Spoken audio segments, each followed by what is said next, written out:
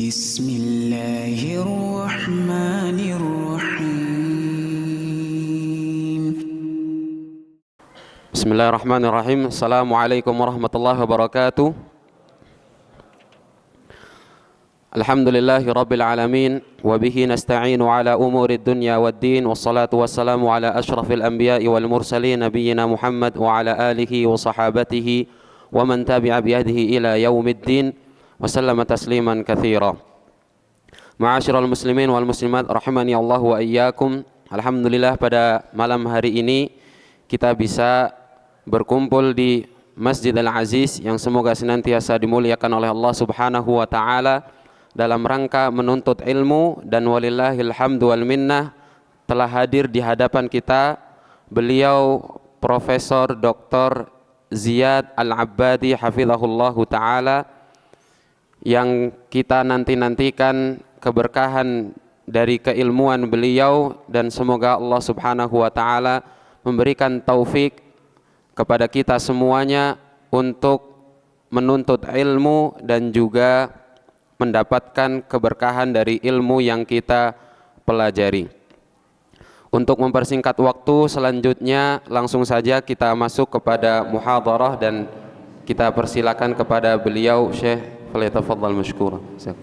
الحمد لله رب العالمين، والصلاة والسلام على إمام المتقين سيد المرسلين سيدنا محمد وعلى آله وصحبه أجمعين ومن دعا بدعوته واستنى بسنته واقتفى أثره إلى يوم الدين، وبعد. يسعدني ويشرفني أن أكون مع إخواني في هذا البلد الطيب، هذه البلدة المباركة، والتي أسأل الله أن يحفظها وأن ينعم عليها الخيرات والبركات يا ربنا. وسنتكلم في أمر عظيم من الأمور الهامة التي هي تفسير لآية، ولذلك كما علمتم أن عنوان محاضرتي ما ورد في آية من آيات الله في سورة من سوره سبحانه التي أنزلها على محمد صلى الله عليه وسلم.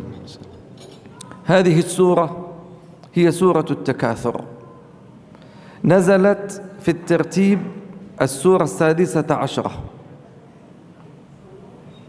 وفي ترتيب المصحف السورة 2 بعد 100، مكية من المفصل. إنها سورة التكاثر. ألهاكم التكاثر حتى زرتم المقابر، ثم ختمت في الآية 8، وهي قوله سبحانه ثم لتسألن يومئذ عن النعيم. حول هذه الآية سيكون حديثنا إن شاء الله في تفسير آية من كتابه سبحانه وتعالى. Taib, setelah beliau menyampaikan muqaddimah memuji kepada Allah Subhanahu wa taala dan bersalawat kepada Nabi sallallahu alaihi wasallam, Asy-Syaikh kemudian menyampaikan bahwa beliau begitu bergembira pada kesempatan kali ini untuk datang ke negeri kita Indonesia pada malam hari ini berkumpul dengan jamaah sekalian, dan beliau mendoakan semoga Allah Subhanahu wa taala memberikan keberkahan dan senantiasa menjaga negeri kita tercinta ini. Dan kemudian beliau menyampaikan bahwa tema kita pada malam hari ini adalah inti dari sebuah ayat yang terdapat pada salah satu surat di dalam Al-Quran, yang merupakan surat ke-16 secara urutan turunnya, dan yang ke-102 secara urutan dalam mushaf, dan surat tersebut merupakan surat Makkiyah, di mana Allah Subhanahu wa taala mengatakan alhaakumut takatsur hatta zurtumul maqabir, sampai di akhir ayat yang ke-8 Allah Subhanahu wa taala mengatakan tsumma latus'alunna yauma idzin 'anin na'im, kemudian sungguh kalian akan dipertanyakan pada hari itu tentang kenikmatan-kenikmatan. Maka Pelajaran kita pada malam hari ini adalah seputar tafsir daripada ayat ke-8 dari surat At-Takatsur tersebut. Wa ni'amullahi la tuhsa kama qala subhanahu wa ta'ala wa in ta'uddu ni'matallahi la tuhsuha. Wa ni'amuhu minha adh-dhahir wa minha al-khafi wa aghlabuhu la ya'lamuhu an-nas كما قال سبحانه وتعالى وأسبغ عليكم نعمه ظاهرة وباطنة فكثير من النعم لا يدركها الإنسان حتى يفقدها أو هي ظاهرة لكن من كثرة إمساسها فقد الإحساس بها كنعمة البصر ونعمة السمع ونعمة المشي على رجلين وغيرها من النعم التي لا تعد ولا تحصى. فلذلك كما قالوا في الأمثال كثرة الإمساس تفقد الإحساس. ومن أعظم النعم أن تشعر بها في وقتها كي تشكرها، لأنك إن لم تشعر بهذه النعمة هذه كأسماء. من يستشعر حينما يمسك الماء ويشربه من دون مانع من طبيب يمنعه أو من بلاء في حلقه أو من مرض ينزل به؟ من منا يستشعر عظيم نعمة شرب الماء؟ ثم إذا شربت الماء من يستشعر عظيم نعمة الله حينما يذهب إلى الغائط أو إلى البول؟ هذه نعم من أعظم النعم لا يكاد يشكر عليها أحد. ولذلك قالوا في الماء أرخص موجود وأغلى مفقود. فنسأل الله أن يجعلنا ممن يستشعر نعمته. ولذلك كان شيخنا الألباني رحمه الله يدعو ويكثر من دعاء اللهم عرفنا نعمك من غير أن تزول عنا أو من غير أن تذهب عنا، يعني لا تجعلنا نستشعر النعمة بعد زوالها بل نستشعرها في وقتها حتى نحسن في شكرها. Kemudian beliau menyebutkan bahwasannya kenikmatan-kenikmatan yang Allah Subhanahu wa taala berikan kepada kita semua begitu banyak dan tak terhitung, di mana Allah Subhanahu wa taala mengatakan wa in ta'uddu ni'matallahi la tuhsuha, dan apabila kalian hendak menghitung nikmat-nikmat yang Allah Subhanahu wa taala berikan, la tuhsuha, niscaya kalian tidak akan sanggup untuk menghitungnya. Begitu banyak nikmat yang Allah Subhanahu wa taala berikan kepada manusia, baik itu kenikmatan yang nampak maupun kenikmatan yang tersembunyi, atau bahkan kebanyakan dari nikmat yang Allah Subhanahu wa taala berikan sebenarnya nampak akan tetapi seakan-akan tersembunyi. Allah Subhanahu wa taala mengatakan wa asbagha 'alaikum ni'amahu zahiratan wa batinah. Dan Allah Subhanahu wa taala lah yang melimpahkan kepada kalian nikmat-nikmatnya baik itu secara nampak maupun secara tersembunyi. Banyak sekali nikmat-nikmat yang tidak mungkin kita tidak merasakannya, bahwa itu merupakan kenikmatan yang begitu besar dari Allah Subhanahu wa taala. Baik itu dari penglihatan, pendengaran, kemampuan untuk melakukan sesuatu, kemampuan untuk berjalan.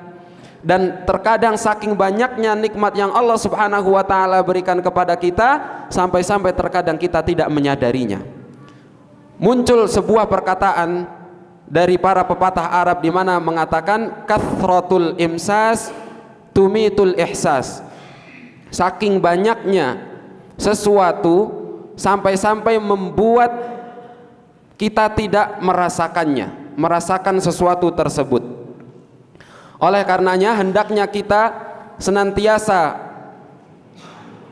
menghadirkan perasaan bahwa setiap apa yang kita miliki adalah kenikmatan dari Allah Subhanahu wa taala. Kemudian beliau memisalkan dengan sebuah gelas yang berisi air yang mana kita diberikan nikmat oleh Allah Subhanahu wa taala untuk meminum air tersebut.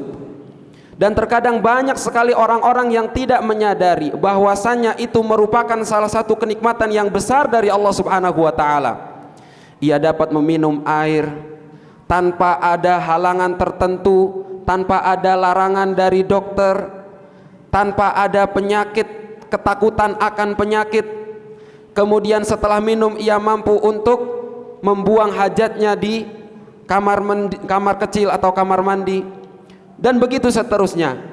Banyak sekali orang-orang yang tidak menyadari bahwa itu merupakan kenikmatan yang besar dari Allah Subhanahu wa taala. Oleh karena itu maka hendaknya kita senantiasa mencoba untuk menyadari bahwasannya setiap kenikmatan yang Allah Subhanahu wa taala berikan kepada kita hendaknya kita syukuri.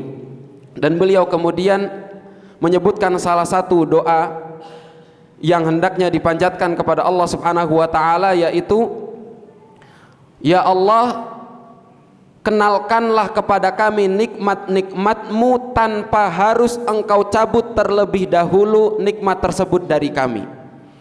Karena seringkali orang merasakan kenikmatan sesuatu ketika Allah Subhanahu wa taala telah mengambil darinya. Maka dari itu kita memohon kepada Allah Subhanahu wa taala agar menampakkan nikmat-nikmat tersebut kepada kita, agar kita merasakan nikmat-nikmat tersebut tanpa harus terlebih dahulu Allah Subhanahu wa taala ambil nikmat tersebut dari kita. Wa kullu ni'ami min Allah huwa qadirun an yanza'aha minkum mata sha. Wallahu subhanahu yaqul وما بكم من نعمة فمن الله ثم إذا مسكم الضر فإليه تجأرون. فكل النعم منه سبحانه يعطيها متى شاء وكيف شاء وبحكمة، يعطيها هذا ويمنعها ذاك. وكلما ازدادت النعم زاد السؤال، وعلاج هذا السؤال أن تحسن في شكرها، ثم لتسألن يومئذ عن النعيم. كلما زادت النعم زاد الحساب وزاد السؤال. وما أظن مر على البشرية زمان الناس فيه في نعم كما في هذا الزمان.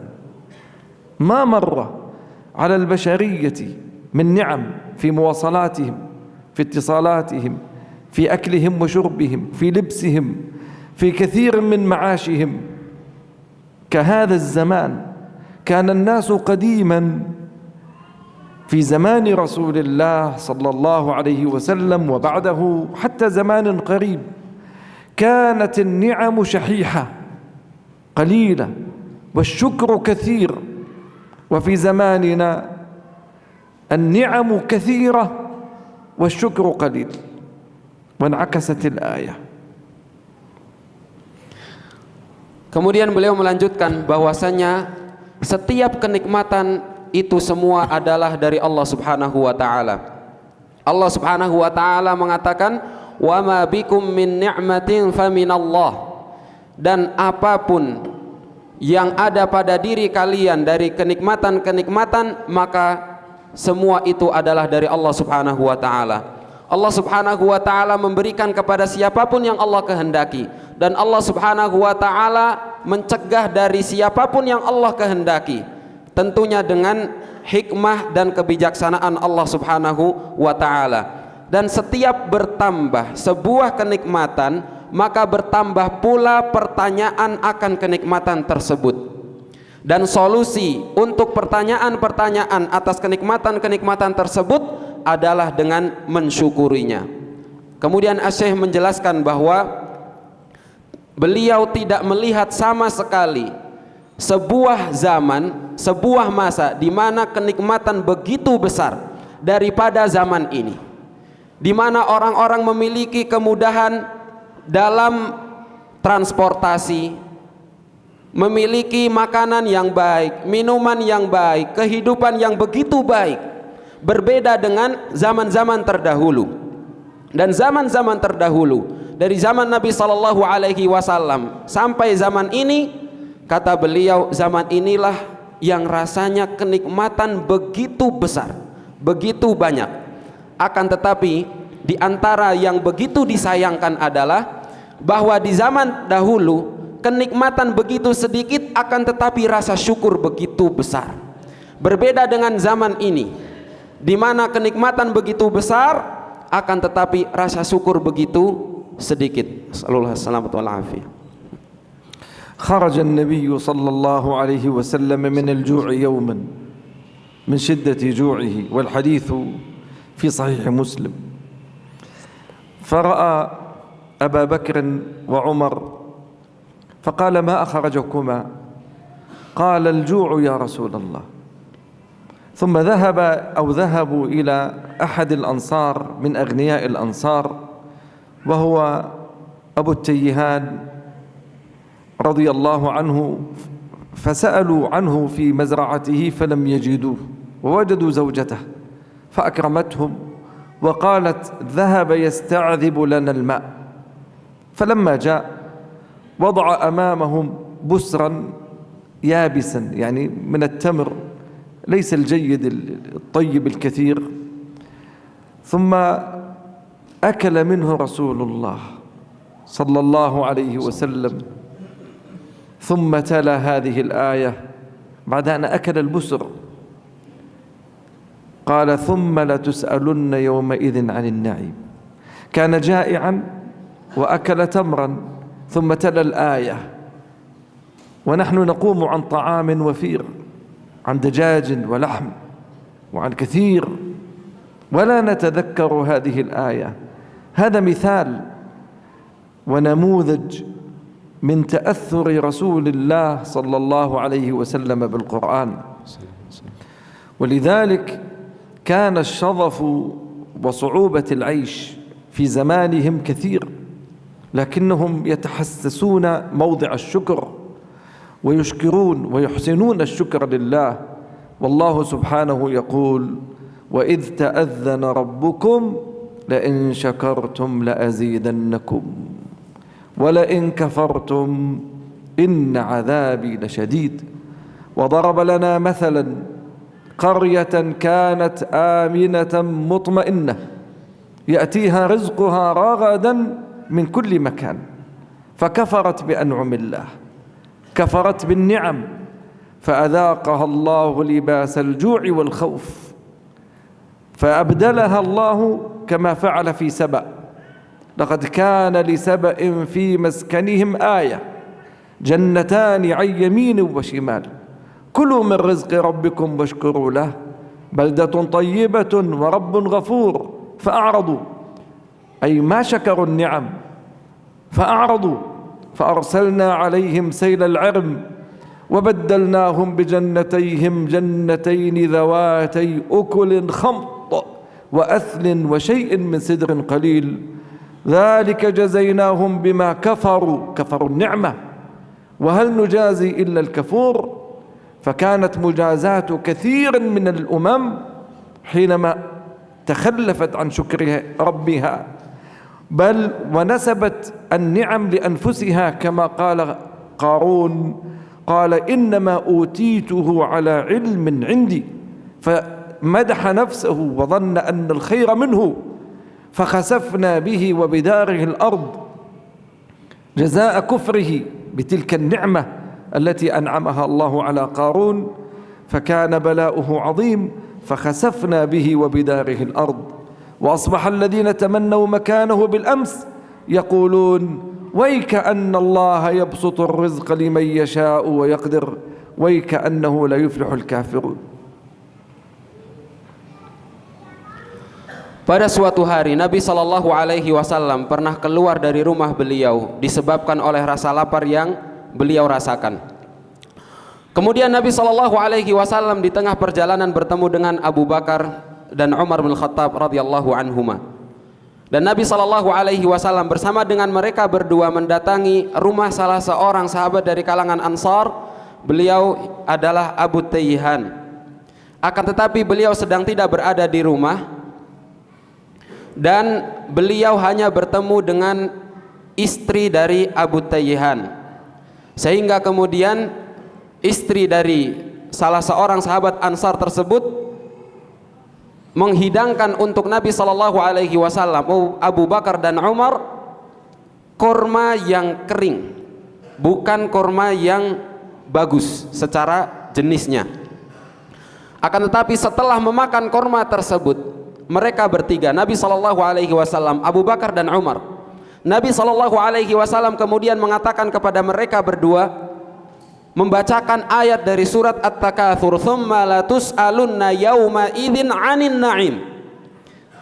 Bayangkan Nabi sallallahu alaihi wasallam, Abu Bakar dan Umar membaca ayat tersebut, menghayati ayat tersebut setelah mereka memakan kurma yang kering, kurma yang secara jenis bukan termasuk kurma yang bagus. Bandingkan dengan kita pada saat ini, di mana kita memiliki makanan yang begitu lezat, mulai dari ayam, daging, dan lain sebagainya. Akan tetapi banyak dari kita yang masih belum menyadari kenikmatan dari Allah Subhanahu wa ta'ala dan belum menghayati makna dari surat At-Takatsur, makna dari ayat pada surat At-Takatsur tersebut. Kehidupan pada zaman dahulu, di zaman Nabi sallallahu alaihi wasallam, begitu susah, akan tetapi rasa syukur mereka begitu besar. Allah Subhanahu wa ta'ala mengatakan, "Wa idz ta'adzana rabbukum la in syakartum la azidannakum wa la in kafartum inna 'adzabi lasyadid." Dan ingatlah ketika Rabb kalian mengatakan bahwasanya apabila kalian bersyukur, niscaya pasti akan aku tambahkan untuk kalian. Akan tetapi apabila kalian kufur, kalian mengingkari kenikmatan yang Allah Subhanahu wa ta'ala berikan, inna adzabi lasyadid. Kata Allah Subhanahu wa ta'ala, sungguh azab Allah Subhanahu wa ta'ala begitu pedih.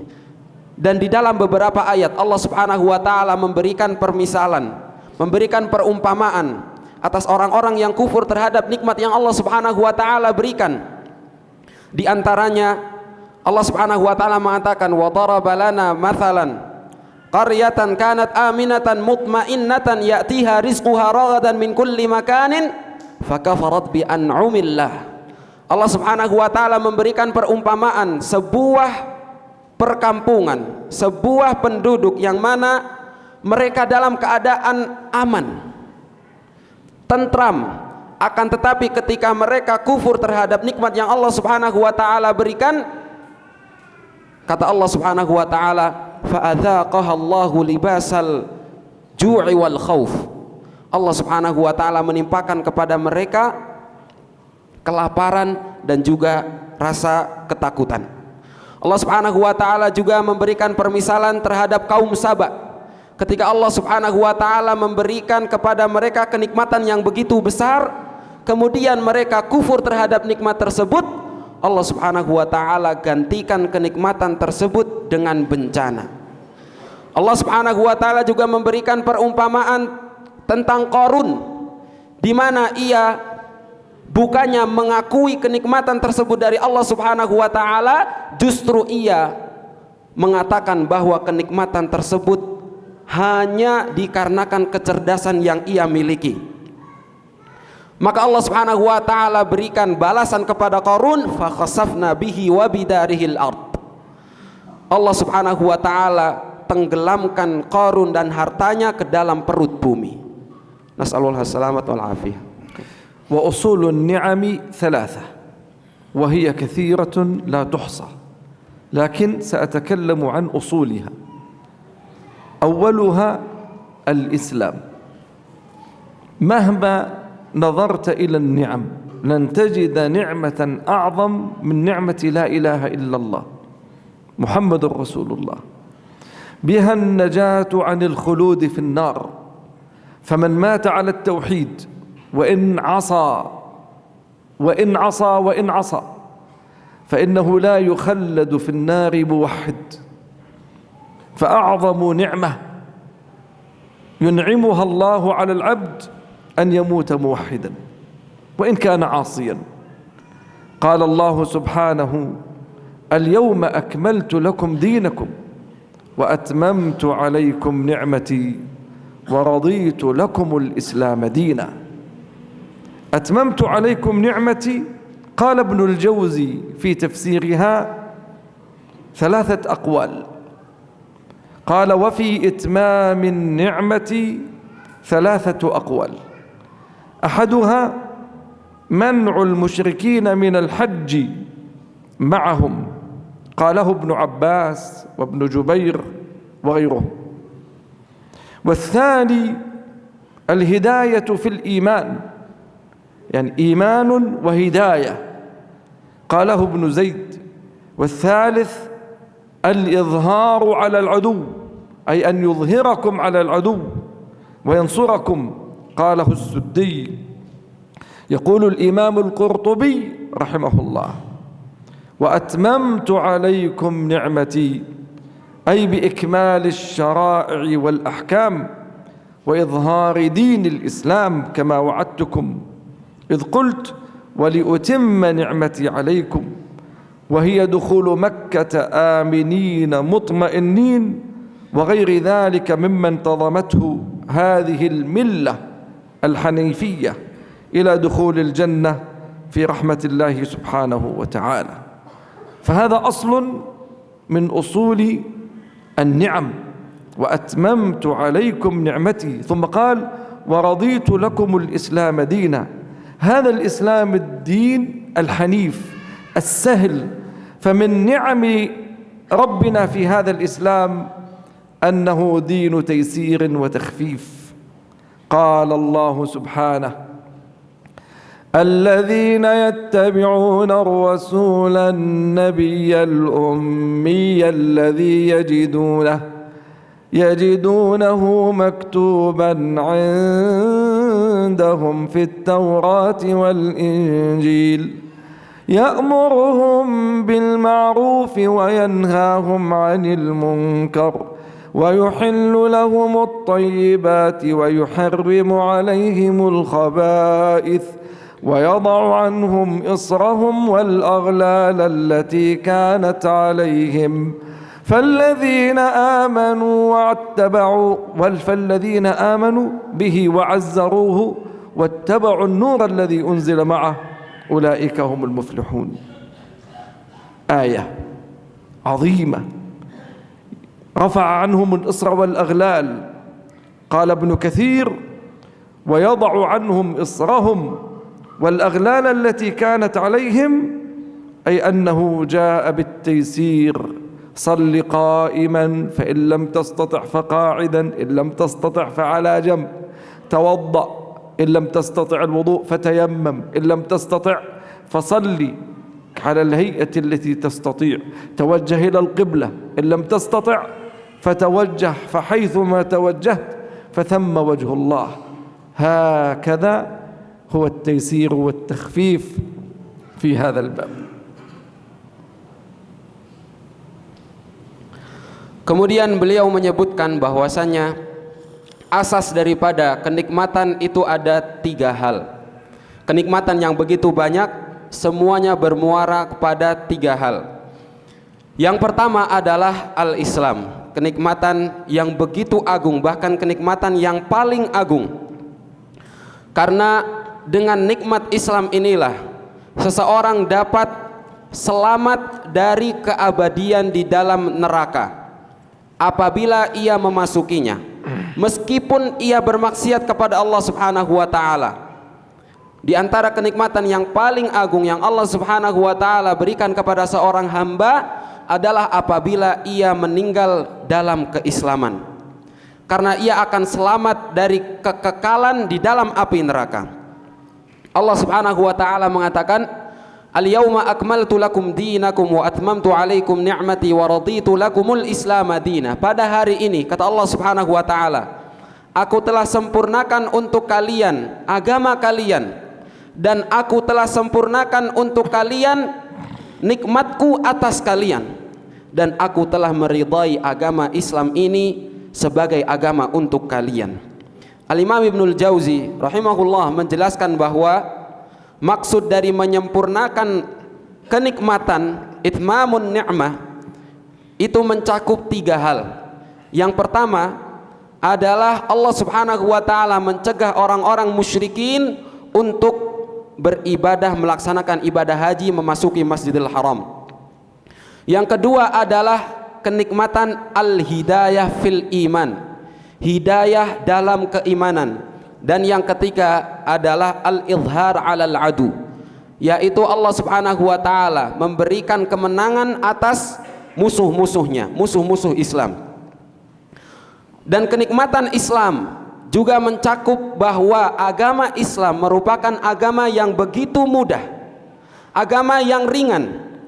Allah Subhanahu wa taala mengatakan, alladzina yattabi'una ar-rasula an-nabiyyal ummiyyal ladzi yajidunahu maktuban 'indahum fit taurati wal injil ya'muruhum bil ma'rufi wa yanhahum 'anil munkar wa yuhillu lahumut thayyibat wa yuharrimu 'alaihimul khaba'ith wa yada'u 'anhum israhum wal aghlal allati kanat 'alaihim. Kata Allah Subhanahu wa taala, mereka orang-orang yang mengikuti Rasulullah Nabi sallallahu alaihi wasallam, nabi yang ummi, yang mereka dapati pada Taurat, Injil, yang mana Nabi sallallahu alaihi wasallam memerintahkan kepada kebaikan dan mencegah dari kemungkaran, menghalalkan yang baik dan mengharamkan yang buruk, dan juga meletakkan rasa keberatan dan juga kepayahan dari kalian. Yada'u anhum israhum wal aghlal allati kanat alaihim, meletakkan dan menghilangkan rasa keberatan dan dengki dari kalian. Dijelaskan oleh para ulama, makna dari potongan ayat tersebut adalah Allah Subhanahu wa taala menghilangkan kepayahan di dalam beragama, dan Allah Subhanahu wa taala jadikan agama ini begitu mudah. Kemudian di akhir ayat Allah Subhanahu wa taala mengatakan, falladzina amanu bihi wa 'azzaruhu wa nasaruhu wattaba'un nural ladzi unzila ma'ahu ulaika humul muflihun. Orang-orang yang beriman kepada Nabi sallallahu alaihi wasallam, mengikuti dan menolong Nabi sallallahu alaihi wasallam, mereka adalah orang-orang yang akan mendapatkan kemenangan. Allah Subhanahu wa taala telah menghilangkan kepayahan di dalam beragama. Siapapun yang ingin salat, Allah perintahkan untuk melaksanakan salat dalam keadaan berdiri. Tidak mampu untuk berdiri, Allah perbolehkan untuk melaksanakan sholat dengan duduk. Tidak mampu untuk duduk, silakan berbaring. Begitu seterusnya. Sholat menghadap ke kiblat. Apabila tidak dapat menemukan kiblat, menghadap ke arah manapun yang ia mampu. Dan begitu banyak kemudahan-kemudahan di dalam agama ini. Waktu adzan kan. Ayo. Kita telah masuk waktu adzan. Adzan Isya terlebih dahulu. Setelah itu kita salat Isya dan kita lanjutkan kajian setelah salat biidznillah taala. Bismillah, alhamdulillah, wassalatu wassalamu ala rasulillah, amma ba'd. Kita lanjutkan kembali kajian kita pada malam hari ini, masih dalam tema thumma latus'alunna yawma idzin 'anin na'im. Dan kita persilakan kepada Syekh untuk melanjutkan kajiannya. Tafadhal mashkur. Dzakarna anna usul an-ni'am thalatha. Awwaluha al-Islam. ويتبع هذا في هذه النعمة أن ينعم عليك الله بحب السنة. ولذلك قيل للإمام أحمد رحمه الله الحمد لله على الإسلام، قال وعلى السنة، فإن كثيرا هم على الإسلام لكنهم ضلوا الطريق في فرق شتى وصور عدة، لم يخرجوا عن الإسلام لكنهم ما اهتدوا بهدي العدنان عليه الصلاة والسلام. ويستتبع السنة أن تقتدي بالأكارم من أصحاب رسول الله صلى الله عليه وسلم من التابعين، أن تكون منهم على طريقة أبي حنيفة والشافعي ومالك وأحمد، أن تكون على درب هؤلاء، تسير على سيرهم وتمضي على ما طريقهم وتفهم فهمهم وتقتدي بسيرهم، هذه نعمة وأي نعمة. وكثير من الناس قد يحب أن يلتزم بهذا الدين لكنه لا يوفق إلى طريقة هؤلاء القوم. فمن عظيم النعم أن يدلك على طريق الإسلام الحق الذي أشار إليه رسول الله صلى الله عليه وسلم، فخط خطا وقال هذا الإسلام، هذا اهدنا الصراط المستقيم. هذا الصراط هو صراط الإسلام، وعليه شياطين طرق، على كل طريق منها شيطان يدعو إلى أصحابها. فلك الحمد يا ربنا أن هديتنا إلى الإسلام، وأن هديتنا إلى السنة، وأن هديتنا إلى اتباع سلف الأمة. هذه نعمة وأي نعمة. Kemudian Asy-Syaikh melanjutkan bahwasannya salah satu asas dari 3 asas kenikmatan yang Allah Subhanahu wa taala berikan kepada seorang hamba adalah al-Islam. Maka di antara cabang dari asas tersebut yang mengikuti kenikmatan Islam tersebut adalah nikmat di atas sunnah, di atas ajaran Nabi sallallahu alaihi wasallam. Di antara kenikmatan yang Allah Subhanahu wa taala berikan kepada seorang muslim adalah apabila Allah Subhanahu wa taala memberikan hidayah kepadanya untuk mencintai sunnah, mencintai ajaran Nabi sallallahu alaihi wasallam, di mana pada suatu hari Al-Imam Ahmad pernah dikatakan kepada beliau, alhamdulillahi alal Islam, segala puji bagi Allah atas nikmat Islam. Akan tetapi Al-Imam Ahmad kemudian melanjutkan wa ala sunnah, dan juga segala puji bagi Allah Subhanahu wa taala atas nikmat di atas sunnah. Karena begitu banyak orang-orang yang mungkin diberikan kenikmatan oleh Allah Subhanahu wa taala untuk berada di atas Islam, akan tetapi belum Allah Subhanahu wa taala berikan hidayah untuk menerima sunnah, menerima ajaran Nabi sallallahu alaihi wasallam.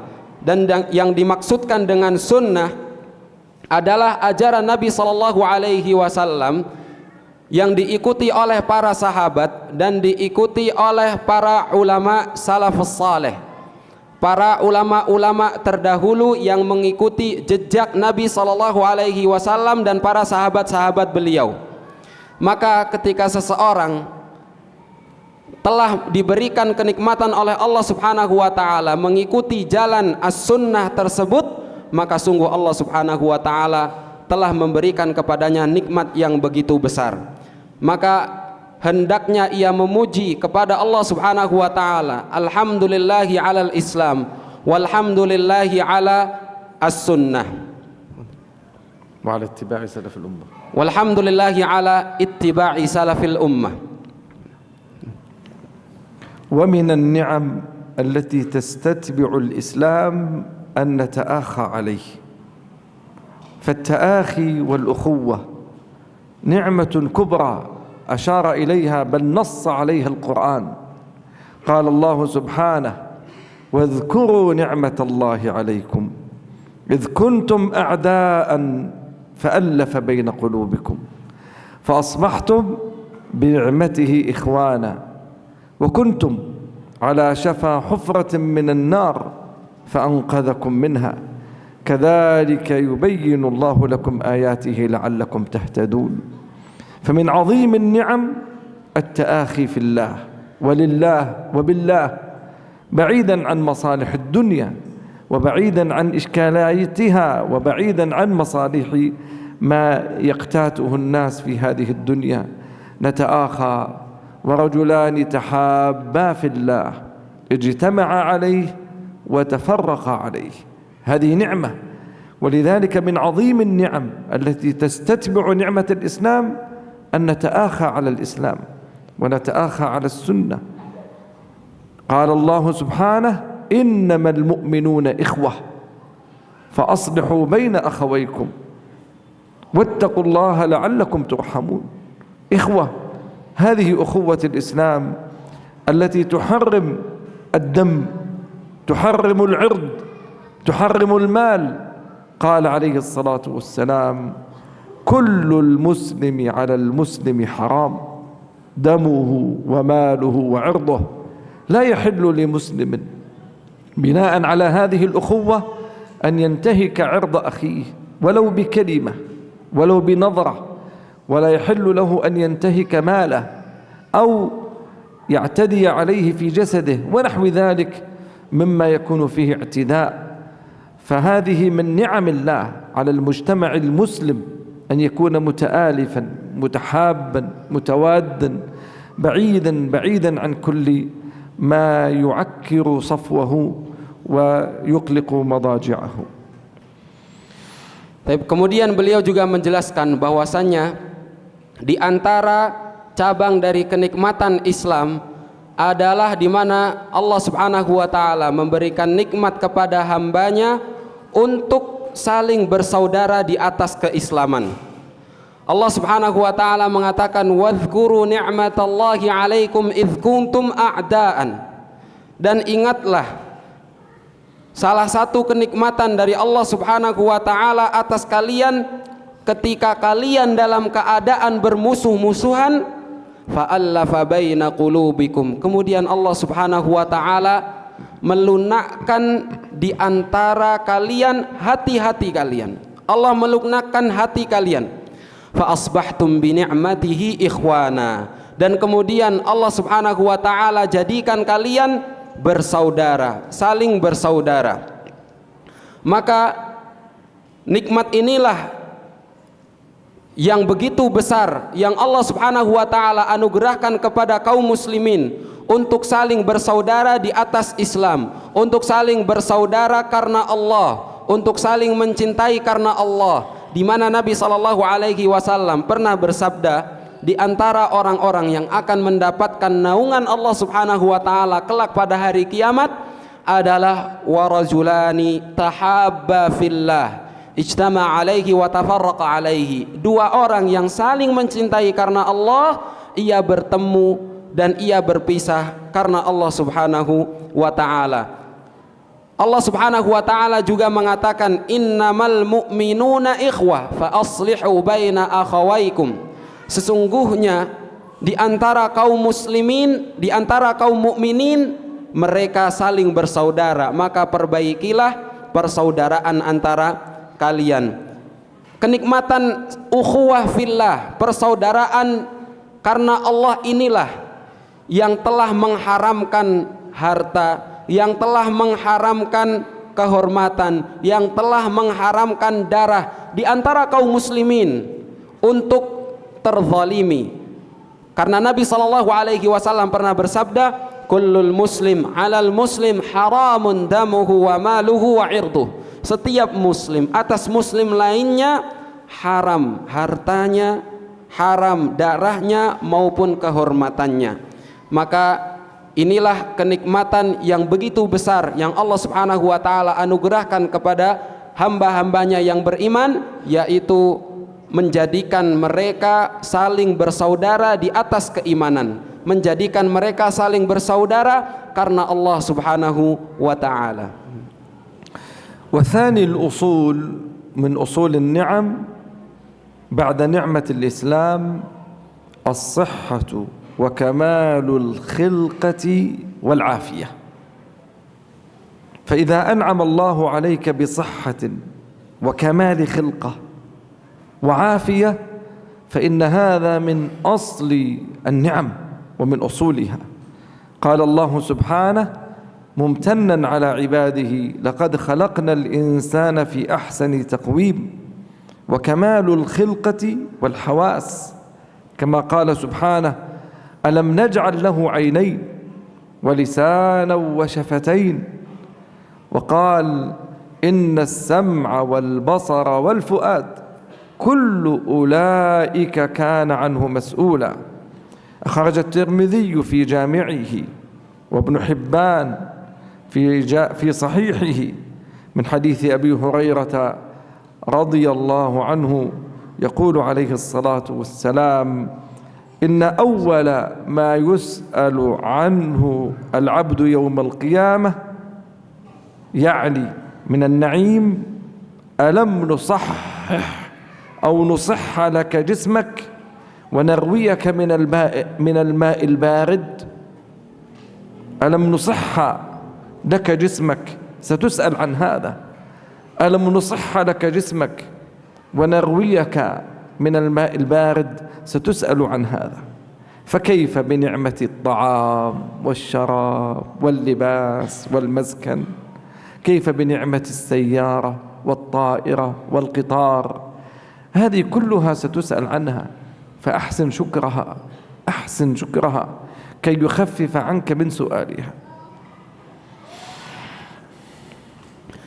Kemudian Asy melanjutkan, hal yang kedua di antara asas kenikmatan adalah as-sihhah wa kamalul khilqati wa afiyah, yaitu nikmat kesehatan, kesempurnaan penciptaan dan juga afiyah. Di mana Allah Subhanahu wa taala mengatakan, laqad khalaqnal insana fi ahsani taqwim. Sungguh telah kami ciptakan manusia pada sebaik-baik penciptaan. Allah juga mengatakan, alam naj'al lahu 'ainain wa lisanan wa syafatain. Bukankah kami telah menjadikan untuknya kedua mata, lisan dan kedua bibir. Allah juga mengatakan, innas sam'a wal basar wal fuad kullu ulaika kana anhu mas'ula. Sesungguhnya pendengaran, penglihatan dan hati semua itu akan dipertanggungjawabkan, akan dimintai pertanggungjawabannya di hadapan Allah Subhanahu wa taala. Para ulama ahli tafsir mereka menjelaskan bahwasannya hal yang pertama yang kelak akan ditanyakan oleh Allah Subhanahu wa taala kepada seorang hamba dari kenikmatan-kenikmatan yang telah Allah Subhanahu wa taala berikan adalah tentang kesehatannya. Allah Subhanahu wa taala akan mengatakan, alam nusahih laka jismak. Bukankah kami telah memberikan kesehatan kepadamu, kepada jasadmu, kepada ragamu? Maka bagaimana dengan kenikmatan-kenikmatan yang lainnya yang telah Allah Subhanahu wa taala berikan kepada kita? Nikmat tempat tinggal, makanan, kendaraan dan lain sebagainya. Maka sudah seharusnya kita memperbaiki rasa syukur kita kepada Allah Subhanahu wa taala atas segala nikmat yang telah Allah Subhanahu wa taala berikan kepada kita. Al-aslu ats-tsalits min usul an-ni'am al-malu fi kasbihi wa infaqihi sawa. Fakasbu al-mali min hillihi ni'mah وفي إنفاقه في أوجهه نعمة وفي طريقة استثماره نعمة. يقول عبد الله بن عمرو بن العاص كما في مسند أحمد وغيره: قال لي رسول الله صلى الله عليه وسلم: يا عمرو أشدد عليك سلاحك وثيابك وأتني. ففعلت، فجئته وهو يتوضأ فصعد في البصر وصوبه، أي نظر هكذا، صعد وصوب، وقال: يا عمرو إني أريد أن أبعثك وجها، أي أوجهك أمير سرية فيسلمك الله ويعينك، وأرغب لك من المال زعبة صالحة، أي قطعة من المال صالحة. قال: قلت يا رسول الله إني لم أرغب أو لم أسلم رغبة في المال، إنما أسلبت رغبة في الجهاد والكينونة معك، أي أن أكون معك. فقال عليه الصلاة والسلام: نعم المال الصالح للرجل الصالح. نعم المال إذا أنعم الله عليك بمال فاستثمرته في الدعوة إلى الله، فاستثمرته في بناء المساجد، فاستثمرته في دعم الدعاء، فاستثمرته، نعم المال الصالح.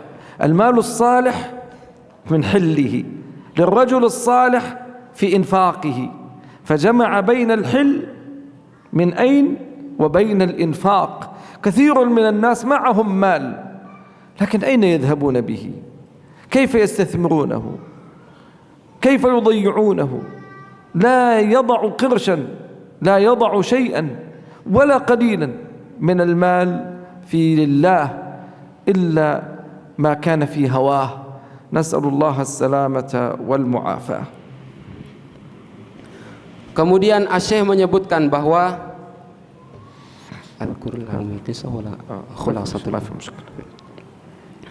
kemudian Asy-Syaikh melanjutkan bahwa asas kenikmatan yang ketiga adalah al-mal, yaitu harta benda. Fi kasbihi wa infaqihi, baik itu dalam cara bagaimana mendapatkan harta tersebut maupun bagaimana membelanjakan harta tersebut. Maka ketika seseorang memperoleh sebuah harta benda dengan cara yang baik, dengan cara yang Allah Subhanahu wa taala halalkan, maka itu merupakan kenikmatan yang besar. Dan juga termasuk bagaimana seseorang apabila ia membelanjakan harta yang ia miliki dengan cara yang benar, dengan cara yang Allah Subhanahu wa taala izinkan, maka itu pun kenikmatan yang begitu besar. Termasuk bagaimana seseorang membuat harta bendanya berkembang biak menjadi banyak dengan cara yang benar, dengan cara yang Allah Subhanahu wa taala perbolehkan, maka itu pun kenikmatan yang begitu besar. Pada suatu hari Nabi sallallahu alaihi wasallam hendak mengutus Amr bin al-As wala ibnu Abdullah. Amr bin al-As. Hendak mengutus Amr bin al-As radhiyallahu anhu memimpin sebuah peperangan dan hendak memberikan upah untuk beliau. Akan tetapi kemudian Amr bin al-As radhiyallahu anhu mengatakan bahwa alasan beliau masuk ke dalam agama Islam bukanlah karena harta, akan tetapi karena jihad fi sabilillah. Beliau ingin mendapatkan syahadah fi sabilillah. Dan di akhir cerita Nabi sallallahu alaihi wasallam mengatakan kepada beliau Amr bin al-As radhiyallahu an, ni'mal malus salih lirrajulis salih. Sesungguhnya sebaik-baik harta yang bagus adalah harta yang berada pada tangan seorang yang saleh. Karena seorang yang saleh akan berusaha mendapatkan harta dengan cara yang baik dan membelanjakan harta tersebut dengan cara yang baik pula. Banyak dari manusia pada saat ini, banyak dari mereka yang memiliki harta, begitu banyak harta yang mereka miliki, akan tetapi mereka tidak membelanjakan harta tersebut di jalan Allah, tidak menginfakkan, mengeluarkan harta tersebut pada cara yang benar di jalan Allah Subhanahu wa taala, di jalan yang Allah Subhanahu wa taala ridai. Masih banyak dari mereka yang memiliki harta yang begitu banyak, akan tetapi ia hanya mengeluarkan harta tersebut pada cara-cara yang sesuai dengan hawa nafsunya saja, tanpa mempertimbangkan jalan-jalan yang Allah Subhanahu wa taala telah izinkan. والكلام طويل في هذا الباب ولا أريد أن أثقل عليكم، لكن بقي تنبيهان.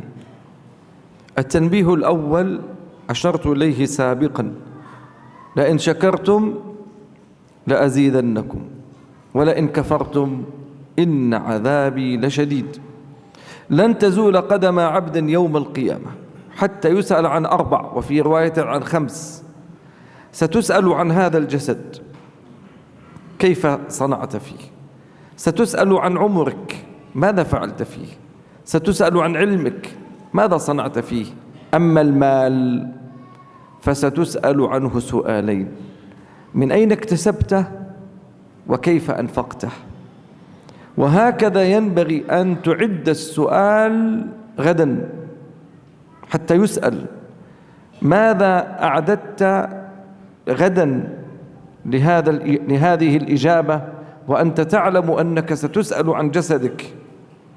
هل شكرت فيه ربك في قيام الليل، في الصيام، في المجيء إلى المسجد، في خدمة الآخرين إلى غير ذلك؟ هل شكرت الله في وقتك فاستثمرته وأديته حقه إلى غير ذلك؟ أسئلة ستسأل عنها غدا، لن تزول قدمك حتى تسأل عن هذه منها، ثم لتسألن يومئذ عن النعيم يكون في هذا. نعم. Asy menjelaskan bahwa pembahasan tentang kenikmatan-kenikmatan ini begitu panjang. Akan tetapi beliau akan mencukupkan dengan dua peringatan penting. Yang pertama adalah firman Allah Subhanahu wa taala, la in syakartum la azidannakum wa la in kafartum inna adzabi lasyadid. Apabila kalian bersyukur, maka niscaya kata Allah Subhanahu wa taala, aku akan tambahkan untuk kalian. Akan tetapi apabila kalian kufur, maka sesungguhnya azabku kata Allah Subhanahu wa taala begitu pedih.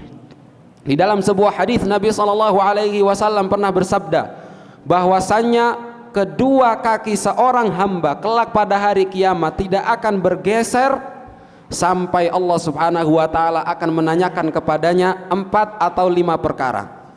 Di antaranya Allah Subhanahu wa taala akan menanyakan tentang jasadnya, tentang kesehatannya, untuk apa ia pergunakan. Allah akan menanyakan tentang umurnya. Allah akan menanyakan tentang ilmunya. Akan tetapi dalam harta, Allah Subhanahu wa taala akan menanyakan 2 pertanyaan. Dari mana ia mendapatkan dan untuk apa ia pergunakan harta tersebut.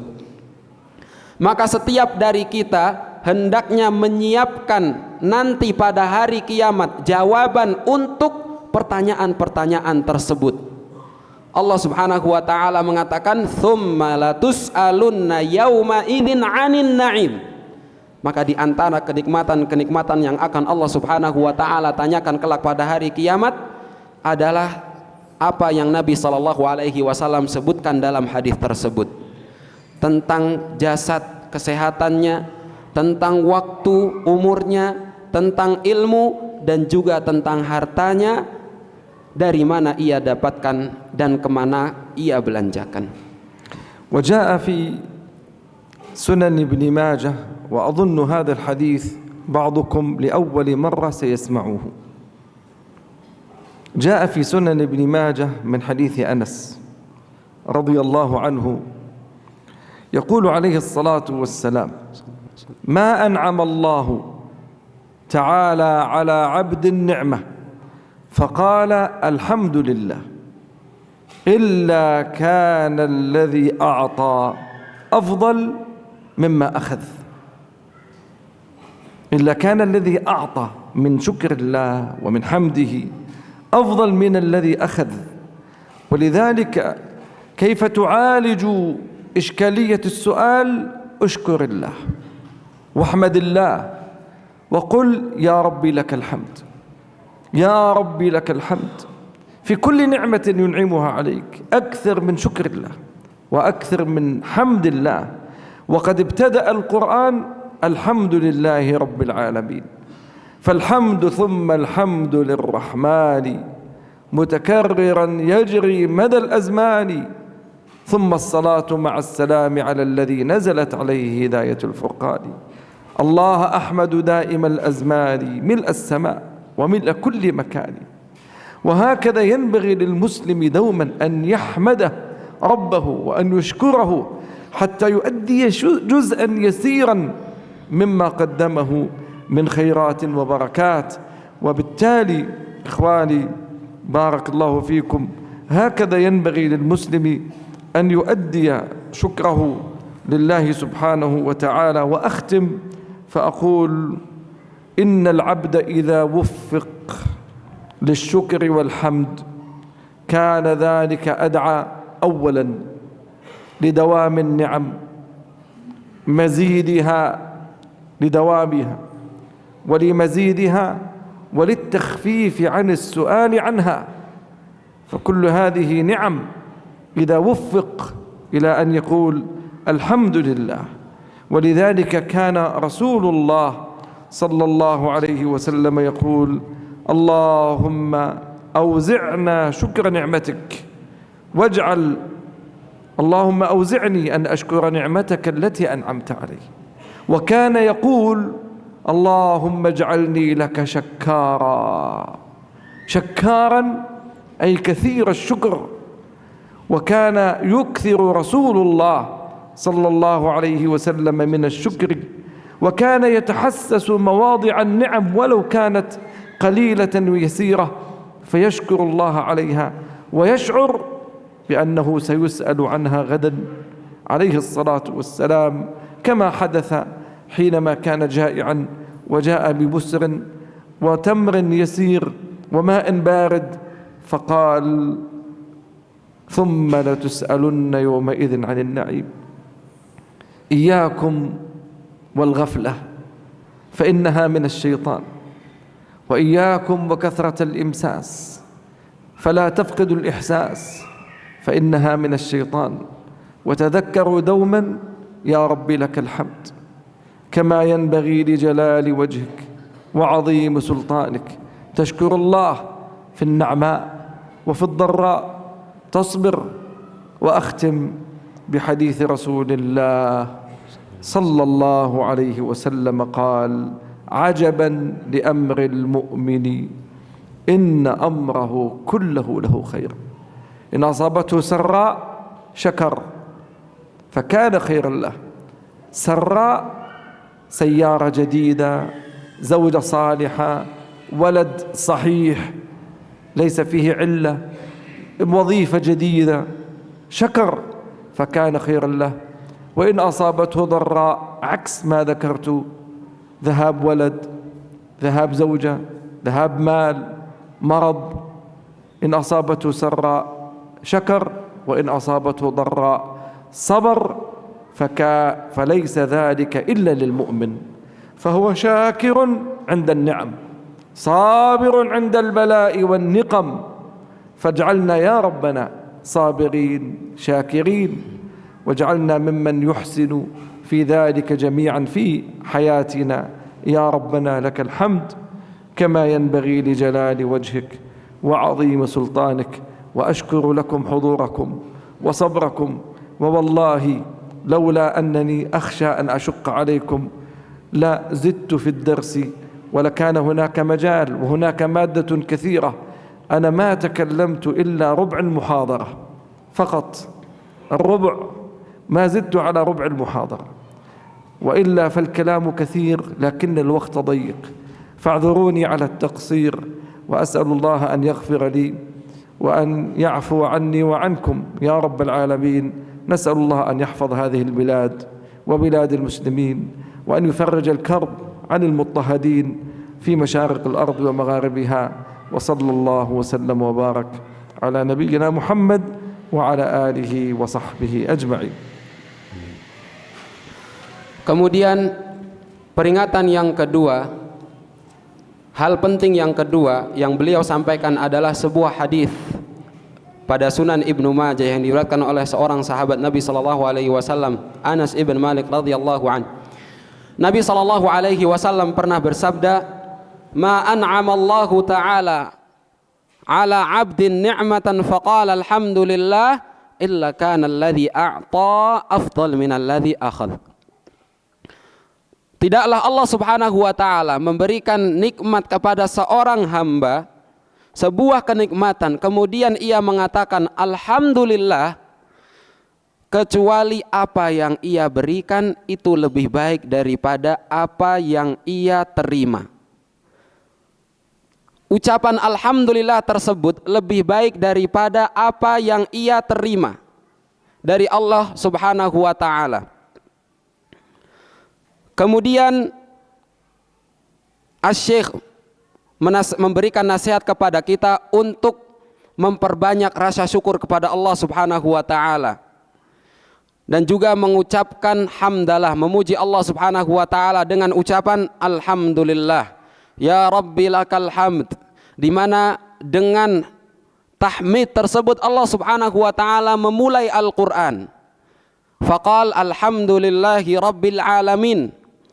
Maka hendaknya seorang hamba memperbanyak rasa syukur kepada Allah Subhanahu wa taala dan memperbanyak bertahmid atas nikmat yang Allah Subhanahu wa taala berikan kepadanya.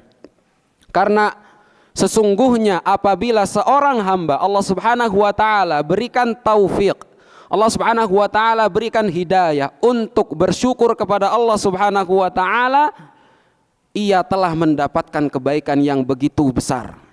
Hal tersebut berpengaruh kepada nikmat yang Allah Subhanahu wa taala berikan kepadanya. Nikmat tersebut akan senantiasa berada pada dirinya. Allah Subhanahu wa taala bahkan akan menambahkan kenikmatan untuknya, dan Allah Subhanahu wa taala akan meringankan soal tentang kenikmatan tersebut kelak pada hari kiamat. Nabi sallallahu alaihi wasallam juga mengajarkan doa kepada kita untuk bersyukur kepada Allah Subhanahu wa taala dengan mengatakan Rabbi auzi'ni an ashkura ni'mataka allati an'amta alayya wa ala waliday. Ya Allah, ya Rabbku, auzi'ni an ashkura ni'mataka allati an'amta alayya. Jadikanlah aku, anugerahkanlah kepadaku kemampuan untuk bersyukur. Jadikanlah aku hamba yang mampu untuk bersyukur atas nikmat yang Engkau berikan kepadaku dan juga kepada kedua orang tuaku. Nabi SAW pernah berdoa dengan mengatakan Allahumma ja'alni laka syakkara. Ya Allah, jadikanlah aku seorang hamba yang pandai dalam bersyukur. Nabi SAW juga senantiasa menghadirkan rasa akan kenikmatan yang Allah Subhanahu wa taala berikan kepadanya. Dan Nabi SAW menghayati, menyadari bahwasannya kelak Allah Subhanahu wa taala akan menanyakan tentang nikmat tersebut sebagaimana telah diceritakan dalam hadis yang telah lalu. Dan Asy-Syaikh juga mewanti-wanti kita agar jangan sampai kita terjerumus ke dalam rasa lalai. Jangan sampai kita terjerumus ke dalam kelalaian dari bersyukur kepada Allah Subhanahu wa ta'ala. Kemudian Asy-Syaikh menutup pertemuan pada malam hari ini dengan sebuah hadis dari Nabi SAW di mana beliau mengatakan ajaban li amril mu'min inna amrahu kullahu khair. Sungguh begitu menakjubkan perkara seorang mukmin, karena semua perkaranya itu merupakan kebaikan.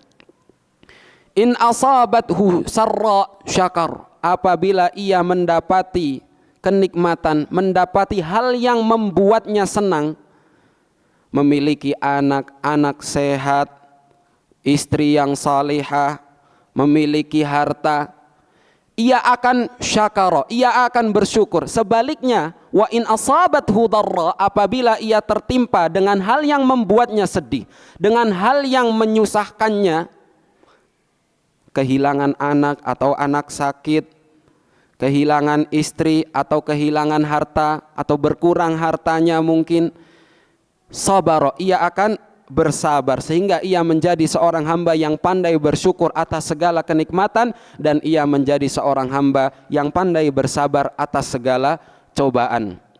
Terakhir, Syekh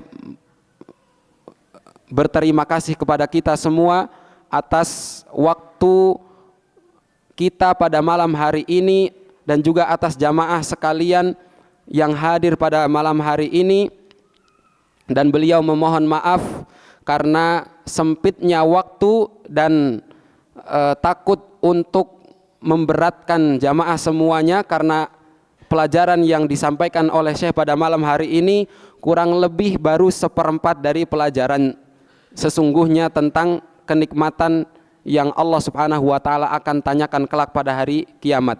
Tafsir dari ayat tsumma latus'aluna yauma idzin 'anin na'im. Akan tetapi karena waktu yang begitu singkat, maka beliau cukupkan pertemuan kita pada malam hari ini, dan Asy-Syaikh mendoakan kepada kita semua agar senantiasa menjadi seorang hamba yang pandai bersyukur, seorang hamba yang pandai bersabar, dan semoga Allah Subhanahu wa taala menjaga negeri kita, menjaga negeri-negeri kaum muslimin, dan menolong kaum muslimin yang ditindas, kaum muslimin yang lemah dimanapun mereka berada.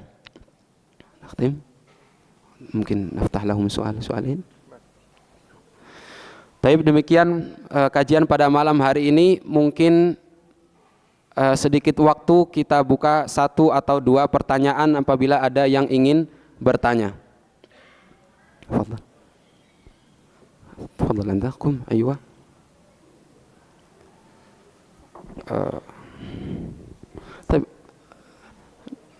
Sampaikan saja, insya Allah didengar. Assalamualaikum warahmatullahi wabarakatuh.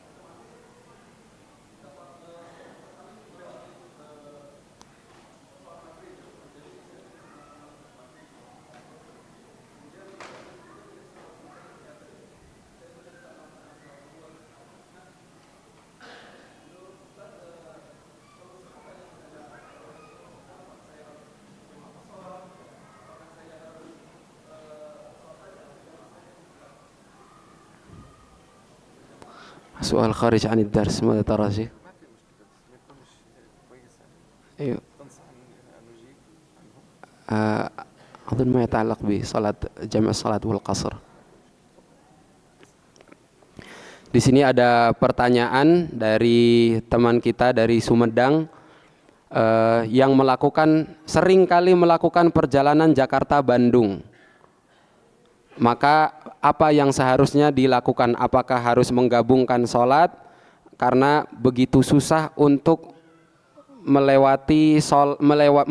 begitu susah untuk melaksanakan sholat zuhur dan maghrib, gitu ya.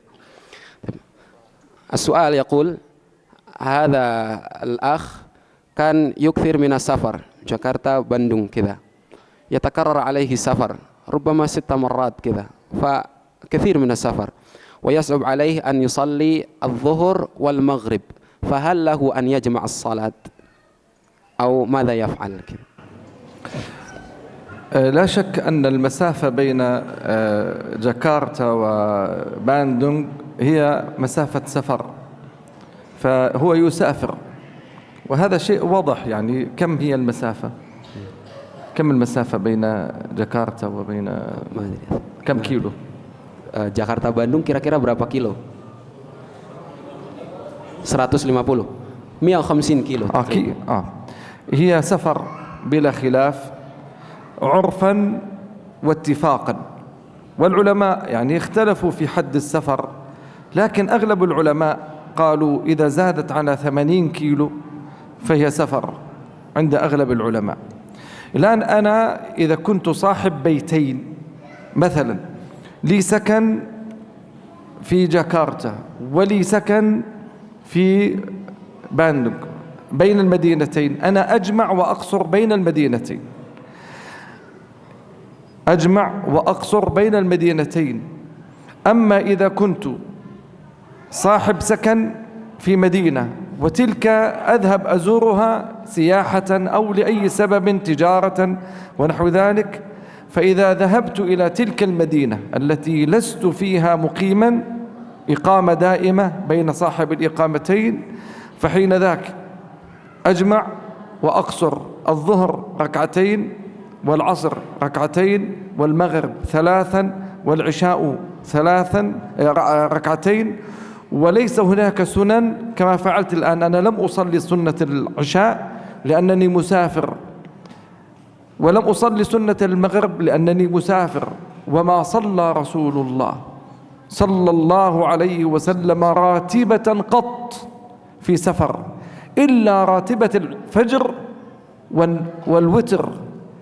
أما سنة الظهر وسنة المغرب ونحو العشاء لم يصلها قط رسول الله صلى الله عليه وسلم في السفر، ولا يجوز أن تصلى على الراجح من أقوال أهل العلم.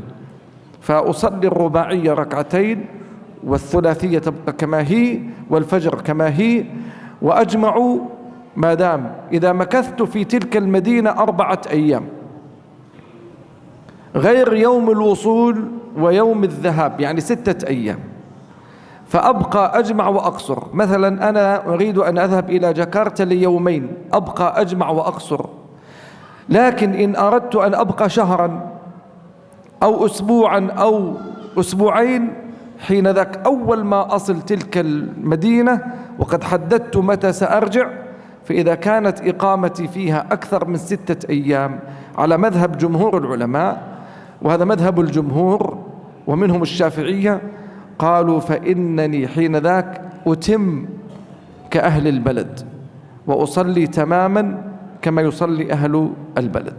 وضحت الصورة؟ واضح. تفضل. Baik. Ini diantara kemudahan agama Islam. Syekh menjelaskan bahwa ketika seseorang bepergian dari Jakarta Bandung dalam jarak yang kurang lebih 150 km, maka itu sudah terhitung jarak safar, di mana seseorang diperbolehkan untuk meringkas salat, untuk mengqasar salat yang tadinya 4 rakaat menjadi 2 rakaat. Salat zuhur yang tadinya 4 menjadi 2. Begitu pula salat asar dan salat isya. Termasuk diperbolehkan pula untuknya menggabungkan antara 2 salat, menjamak salat, yaitu antara zuhur dan asar, maghrib dan isya. Zuhur dan asar, maghrib dan isya. Asar dengan maghrib tidak boleh. Zuhur dan asar, zuhur dan asar, maghrib dan isya. Ini yang diperbolehkan, yaitu mengqasar dan menjamak salat apabila seorang melakukan perjalanan safar. Kemudian apabila seseorang merupakan orang yang memiliki 2 tempat tinggal, misalnya orang yang tinggal di Jakarta, memiliki tempat tinggal di Jakarta, tempat tinggal di Bandung misalnya, dan dia tinggal di keduanya, maka diperbolehkan untuknya menqasar, meringkas, dan menjamak, menggabungkan sholat saat ia dalam perjalanan saja. Ketika dia sampai di rumah, baik itu di Bandung maupun di Jakarta, maka dia tidak meringkas. Dia meringkas sholat hanya ketika di saat perjalanan. Kecuali apabila dia memiliki tempat tinggal yang satu, tempat yang lain ia jadikan tempat bepergian karena sebab tertentu, baik itu pekerjaan maupun untuk traveling maupun kebutuhan yang lainnya, maka ia diperbolehkan untuk meringkas dan menggabungkan sholat, mengqasar dan menjamak sholat tersebut. Dalam madhab jumhur ulama, madhab mayoritas ulama, adalah waktu safar yang diperbolehkan untuknya meringkas sholat adalah 4 hari. Artinya apabila seseorang bepergian, ia berniat untuk berada di tempat tersebut dalam tempo 4 hari atau kurang, maka selama waktu tersebut ia diperbolehkan untuk meringkas dan menggabungkan sholat. Sampai di sini jelas ya? Apabila ia telah berniat untuk berada di tempat tersebut lebih dari itu, 6 hari atau 2 minggu, 1 bulan atau yang lain atau selebihnya, maka sejak awal dia sampai sudah tidak diperbolehkan untuk mengqasar maupun menjamak. Dan orang yang belum tahu kapan ia akan kembali ke rumahnya, ia pergi dan ia belum tahu kapan akan kembali, maka selama itu pula ia diperbolehkan untuk mengqasar ataupun menjamak. Tapi kalau dia sudah tahu kapan dia akan pulang dan itu lebih dari 4 hari, maka dari awal dia sampai dia sudah tidak menjamak maupun mengqasar salat. Kemudian ketika seseorang melakukan perjalanan jauh bersafar, dan ia mengqashar dan menjamak salat, maka ia tidak perlu untuk melakukan salat sunnah rawatib, salat sunnah yang mengiringi salat fardu, karena Nabi SAW beliau tidak pernah melakukan salat sunnah rawatib ketika beliau safar, kecuali 2 rakaat sebelum subuh dan kecuali salat sunnah witir, salat malam. Selain daripada itu, salat sebelum zuhur, setelah maghrib, setelah isya, Nabi SAW tidak pernah melakukannya. أنبه على مسألة أنني إذا نزلت في مدينة وأنا لا أعلم كم سأمكث فيها، أنتظر تأشيرة فيزا أو نحو ذلك أو عمل، ممكن اليوم، ممكن غدا، ممكن بعد غد. في مثل هذه الحالة أبقى أجمع وأقصر ولو مكثت شهرا، وقد مكث ابن عمر يجمع ويقصر في منطقة حبسهم فيها الثلج في جهة إيران وما بعدها، في تلك المنطقة مكث النبي مكث ابن عمر يجمع ويقصر 6 أشهر، لم يجمع. السبب في ذلك أنه لم يثبت نفسه في الوقت، وكل يوم كان سيغادر، لكن منعه وحبسه الثلج ونحو ذلك. نعم. Satu hal yang beliau ingatkan adalah Azerbaijan. Apabila seseorang seperti beliau misalnya yang belum tahu kapan akan meninggalkan negeri ini atau kapan akan kembali pulang ke rumahnya, menunggu visa atau tiket pulang misalnya. Ketika seseorang belum tahu kapan ia akan pulang ke rumah, dia melakukan perjalanan safar dan belum tahu kapan ia akan pulang, maka selama itu pula diperbolehkan untuknya menjamak, menggabungkan atau mengqashar, meringkas salat. Dan seorang sahabat yaitu Abdullah bin Umar radhiyallahu anhuma, beliau pernah berada di sebuah tempat saat ini bernama Azerbaijan. Karena beliau tertahan di tempat tersebut, sebenarnya ingin kembali pulang, akan tetapi tertahan dan belum tahu kapan beliau akan pulang, belum tahu kapan beliau bisa untuk pulang. Maka beliau senantiasa menjamak dan mengqashar salat selama kurang lebih 6 bulan di tempat tersebut, karena beliau belum tahu kapan akan pulang. Satu pertanyaan lagi, silakan. Fadhal. Assalamualaikum warahmatullahi wabarakatuh.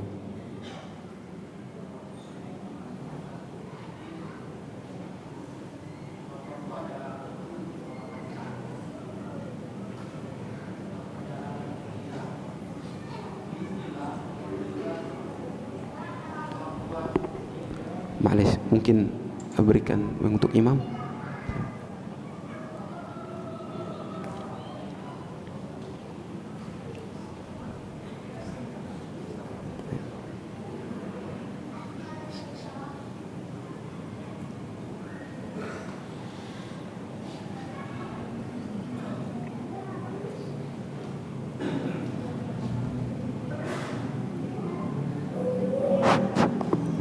Bismillah. Assalamualaikum warahmatullahi wabarakatuh. Waalaikumsalam warahmatullahi wabarakatuh. Ada seseorang, bismillah Allah berikan kemudahan ilmu untuk duniawi. Kemudian di perjalanannya dia diberikan kenaikan jabatan. Dengan kenaikan jabatannya itu, maka tentunya seluruh kenikmatan harta, kenikmatan jabatan, kenikmatan fasilitas jabatannya dia itu otomatis naik. Nah, melihat hal ini, si laki-laki itu merasa terbebani dalam satu hal adalah dia harus menjalani waktunya yang biasanya cukup untuk beribadah. Dengan naiknya jabatan itu, maka meningkat pula tanggung jawabnya atas amanah itu. Maka si laki-laki ini mengusulkan resign ataupun meminta untuk dikurangi pendapatannya agar diturunkan. Iya. Dari pihak perusahaan. dari perusahaan itu tidak lazim. Maka dia mengusulkan saya mau resign saja. Gitu. Dari sisi duniawi itu apakah dilihat kufur nikmat karena dia sudah menikmatinya beberapa bulan dan ini memang menjadi bebannya dia, menjadi dekat kepada Allah dan lain sebagainya. Karena nikmat itu luar biasa masuk kepadanya dan dia takut untuk bertanggung jawab atas hisab itu gitu ya. Pekerjaannya semuanya halal insya Allah, tetapi nikmat yang masuk itu lebih dari cukup yang dia lihat dan dikhawatirkan dengan waktu ibadahnya, maka dia meminta resign ataupun diturunkan gajinya dia. Apakah ini termasuk kufur nikmat? Itu yang satu. Yang kedua, dari sisi yang lain adalah seseorang memiliki ilmu pada saat diminta untuk menjadi imam, tetapi karena beratnya amanah tersebut, maka dia menahan diri dan mempersilahkan yang lain. Sedangkan Allah telah memberikan ilmu baginya untuk bisa menyampaikan dan juga bisa membaca Al-Quran dengan sangat baik. Apakah ini termasuk kufur nikmat di sisi ibadah? Mungkin itu yang saya tanyakan. Jazakumullah khair. Barakallahu fiikum. في سؤالان. كل سؤال لا، سؤال عن رجل آتاه الله علما دنيويا والثاني آتاه الله علما دينيا. طيب السؤال يقول الرجل الأول آتاه الله علما دنيويا فصار له عملا طيبا يعني طيب والراتب كويس كذا، ثم أوتي هذا الرجل منصبا أعلى من المنصب الأول فصار له مسؤولية أكبر من الأول، فمخافة من تضييع الأوقات وغير ذلك من الأشغال والمسؤولية، مخافة من ذلك طلب من صاحب المؤسسة أو صاحب الشركة أن يتنزل عن منصبه أو يخرج من هذه الشركة، فهل هذا من كفر النعمة؟ هذا الأول. والثاني رجل آتاه الله علما دينيا فكان لائقا للإمامة ولكنه مخافة يخاف من مسؤولية الإمام فيتأخر عن الإمامة، فهل هذا أيضا من كفر النعمة؟ سؤالان جميلان يعني جزاكم الله خير. لا شك إخواني، نحن لا نفترض، ركزوا معي، نحن لا نفترض في الأمة أن يكون كل أهلها علماء شريعة، لكن لابد أن يكون فيها علماء في الطب وعلماء في الهندسة وعلماء في الكيمياء والفيزياء والحاسوب ونحو ذلك من العلوم واللغة ونحو ذلك. هذه أولا. ثانيا، كلنا على ثغرة نخدم فيها البلد ونخدم فيها المسلمين، ورب إنسان يتعلم علما غير شرعي يخدم فيه الأمة يفيد فيه المجتمع أكثر من الأول في هذا الباب. لكن العلم الشرعي الذي مدح هو الذي يكون كما ذكرنا بصفاته، بحيث أنه تعلم حقا وعلم صدقا وكان ذا أمانة. هذه مقدمة للإجابة.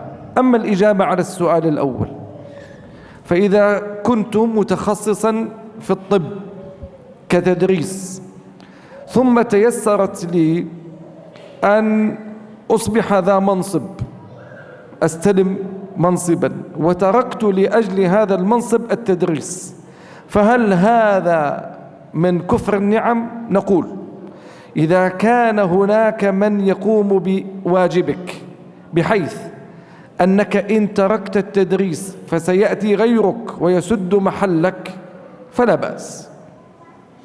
أما إن كان تركك لتعليم الناس الطب وتركك للتعليم سيحدث خللا وإشكالا لأجل مصالح دنيوية، فحين ذاك أخشى أن يكون هذا من كفر النعم. وضحت الإجابة؟ ما اتضحت. لا، هو مو يلزم في تعليم الطب. إذا كان نعم، إذا مثلا كنموذج أيوة. هو الآن طبيب بين يعلم الطب، دكتوراه في الطب، فإذا كان تيسر له أن يقوم أحد آخر يسد عنه لا مشكلة عندنا أن يترك التعليم. الآن السؤال الثاني ما هو؟ نفس الشيء. إذا كان مدرسا أو إمام مسجد أو إنسان يكره أن يؤم، فإذا كان هناك من يقوم بهذه الوظيفة ويؤديها حقها فلا مانع أن يمتنع أو يتنزه عن الإمامة، وإن كان هذا خطأ لكن ليس من كفر النعم. لكن إذا كان هو أفضل الموجودين ولا يوجد من يسد مكانه فتركه للإمامة حين ذاك من الورع البارد كما يقولون، وينبغي أن يأتي ويتقي الله ويؤم الناس إذا كان هناك من لا يحسن الإمامة إلا هو. أما إذا كان من يحسن الإمامة عدد وفيهم الكفاية فالأمر فيه نفس الإجابة. وضحت الصورة؟ واضح. نعم تفضل. Baik, jawaban dari Syekhnya sebelum menjawab pertanyaan, beliau memberikan muqaddimah bahwa kita tidak mengharuskan setiap orang menjadi ulama. Akan tetapi harus ada dari umat ini yang memiliki keahlian dalam bidang-bidang tertentu. Dalam umat ini harus ada orang yang ahli dalam bidang agama, ahli dalam bidang kedokteran, ahli dalam bidang teknologi dan lain sebagainya. Akan tetapi kita tidak mengharuskan mereka semua untuk semuanya harus menjadi ulama, tidak. Masing-masing memiliki bidang tersendiri. Kemudian jawaban untuk soal yang pertama dan yang kedua kurang lebih sama, yaitu apabila jabatan yang ia miliki merupakan maslahat, kemudian ada orang lain yang mampu untuk mengemban jabatan tersebut, maka tidak mengapa apabila ia minta turun atau resign. Dan itu bukan merupakan kufrun ni'mah. Apabila jabatan tersebut merupakan maslahat dan ada orang lain yang mampu untuk mengemban jabatan tersebut. Beliau memberikan contoh, misalnya ada seorang dokter, kemudian dia ditunjuk untuk mengajar kedokteran. Apabila ada orang lain yang mampu untuk mengajar kedokteran, maka tidak mengapa dia meninggalkan jabatan tersebut dan dia hanya menjadi seorang dokter misalnya. Akan tetapi apabila tidak ada orang lain yang mampu untuk mengemban amanah tersebut, maka hendaknya dia mengambil jabatan tersebut dan bertakwa kepada Allah Subhanahu wa taala. Begitu pula dalam soal yang kedua, ketika seseorang mampu untuk menjadi seorang imam, akan tetapi merasa berat tanggung jawab seorang imam, kemudian ia mundur, enggan untuk menjadi seorang imam, maka apabila dalam sekelompok orang tersebut ada orang lain yang mampu untuk menjadi imam, tidak mengapa apabila ia mundur karena ada orang lain yang bisa menggantikannya. Akan tetapi apabila tidak ada orang lain yang mampu atau dia merupakan orang yang paling baik bacaannya, paling bagus hafalannya, dan orang lain bacaan maupun hafalan tidak begitu baik, maka seharusnya ia maju untuk menjadi seorang imam dan bertakwa kepada Allah Subhanahu wa taala. Kurang lebih seperti itu. Jelas, Pak? Allah barik. Nakhtim. جزاكم الله خير ونسأل الله عز وجل أن ينفع بكم وأشكركم على صبركم وأسأل الله أن يحفظكم وأن يبارك فيكم. Baik, demikian kajian kita pada malam hari ini, semoga bermanfaat bagi kita semuanya. Syekh menutup dengan mendoakan kebaikan untuk kita semua, dan kita tutup kajian kita pada malam hari ini. Wa akhiru da'wana alhamdulillahi rabbil alamin. Wassallallahu wasallam baraka ala nabiyina Muhammad wa ala alihi wa sahabatihi ajmain. Subhanakallahumma wa bihamdika asyhadu an la ilaha illa anta astaghfiruka wa atubu ilaik. Wassalamualaikum warahmatullahi wabarakatuh.